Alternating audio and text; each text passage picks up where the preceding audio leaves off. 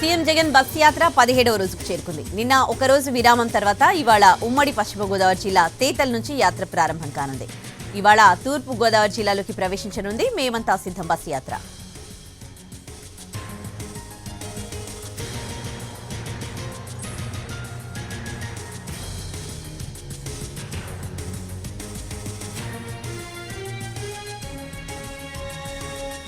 తేతలిలోని national highway పక్కన ఉన్న జగనన్న కాలనీలో బస చేసిన సీఎం ఇవాళ తణుకు మీదుగా ఉమ్మడి తూర్పు గోదావరి జిల్లాలోని రావులపాలెం, జొన్నాడ చేరుకుంటారు. పొట్టిలంకలో మధ్యాహ్న భోజనం విరామం తీసుకుంటారు.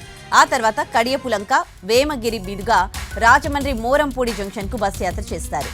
మోరంపూడి జంక్షన్ నుంచి రాజమండ్రి సిటీలో Taditota junction, church centre, Devi Chowk centre, paper mill centre, Diwan Cheruvu, Rajanagaram మీదుగా ఎస్టీ రాజాపురం చేరుకుంటారు సీఎం జగన్. ఎస్టీ రాజాపురంలో రాత్రి బస చేస్తారు.